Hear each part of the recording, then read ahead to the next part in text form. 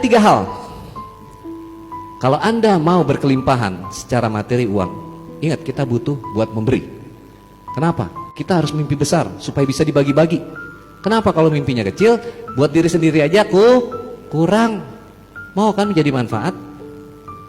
Tiga hal yang gak boleh Anda pelit, kita pelit gak boleh. Ini tiga. Semakin kita pelit, semakin melarat, semakin sengsara. Yang pertama, ya, gak boleh dihemat uang yang buat kesehatan diri. Apalagi pelit buat kesehatan diri. Semakin kita pelit sama kesehatan diri, semakin sengsara kehidupan kita dan keluarga. Buat kesehatan diri, termasuk kesehatan badan, tubuh, pikiran, dan hati batin. Ya, belajar, terus belajar. Itu juga bagian dari kesehatan jiwa dan pikiran kita, mental dan spiritual. Jangan pernah pelit buat badan, buat apa istilahnya, makanan apa, buat kesehatan. Jangan pernah pelit.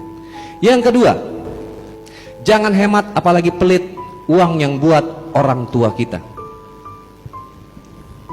Semakin kita hitungan, semakin kita hemat. Oh, gua aja kurang nih, bagaimana gua kasih nyokap gue, bokap gue. Semakin Anda pelit, semakin Anda hemat, akan semakin susah juga rezeki yang masuk uang. Ada berapa? Ada. Angkat tangan yang masih punya ibu di sini, di pemirsa di rumah. Makmurkan ibumu. Ya, pemirsa juga makmurkan ibumu. Kalau ada seseorang yang nasibnya masih ngeblangsak, masih susah, masih ruwet, ya, nasib itu dari ibu, nasab dari ayah. Berarti kalau nasibnya masih ruwet, masih sungsang sumbel, masih melarat, ada masalah dengan ibunya. Karena garis nasib dari ibu, nasab dari ayah. Maka perbaiki hubunganmu dengan ibu. Makmurkan ibu. Mumpung ibu masih ada. Saya udah gak punya ibu. Satu-satunya yang saya miliki waktu beberapa bulan lalu adalah ibu mertua. Tapi beliau juga sudah berpulang. Mumpung masih ada, makmurkan. Gak usah nunggu besok. Jangan kasih Al-Fatihah kalau buat orang yang masih hidup. Al-Fatihah. Kasih hadiah. Kalau orang udah meninggal, baru kasih Fatihah. Tapi yang masih hidup mah kasih hadiah. Ya, jangan pernah pelit buat ibu. Dan yang ketiga, jangan kamu hemat apalagi pelit yang buat belajar, mengupgrade diri kita. Bagi punya anak, yang Anda punya anak, sekolahkan, ya. Jangan hitung-hitung biaya. Insya Allah dapat. Bismillah, dapat. Dan buat diri kita yang udah nggak sekolah, tetap harus belajar. Ini yang namanya belajar. Ada seminar, ada workshop, ada juga training. Dan ketika belajar, itu investasi sebenarnya. Kita bukannya bayar, tapi investasi. Bang Wendy, kenapa ilmu harus bayar? Saya ilmu nggak pernah saya jual belikan ilmu saya.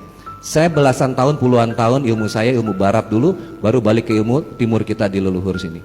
Saya pelajari hipnosis, hipnoterapi, ya, neuroscience, mind power, kekuatan pikiran.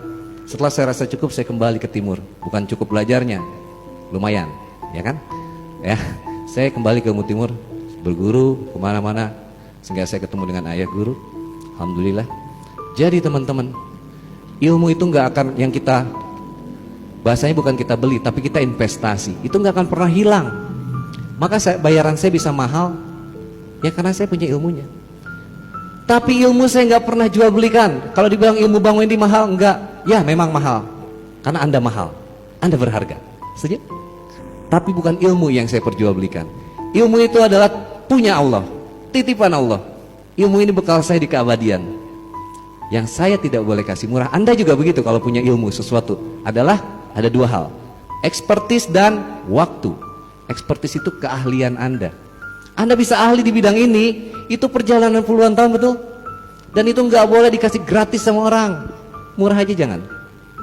Dan waktu yang diberikan. Anda punya ekspertis, kasih ilmu ke orang, waktu itu nggak pernah bisa di rewind. Artinya ketika Anda harus bersama orang yang dicintai, tapi Anda meluangkan waktu buat orang-orang itu harus dihargai dan itu mahal. Setuju? Jadi kalau Anda tak lihat ke saya, kenapa Bang Wendy selalu ada biayanya? Bukan buat saya, itu buat Anda menghargai dirimu sendiri. Kalau Anda mintanya gratisan terus, maka Anda juga akan dihargai murah kehidupannya. Dan ada hukum pertukaran energi. Sejak zaman Rasulullah pun kita diajarkan. Ketika ada di majelis seperti ini, pernah lihat ada keropak-keropak amal itu? Infak. Nah itu untuk pertukaran energi kita. Jadi jangan pelit sama diri. Ya, mau berkelimpahan, lakukan itu. Insya Allah itu akan membuka jalur-jalur kekayaan. Kita wajib kaya, kita wajib memberi. Biar bisa memberi kepada makin banyak orang.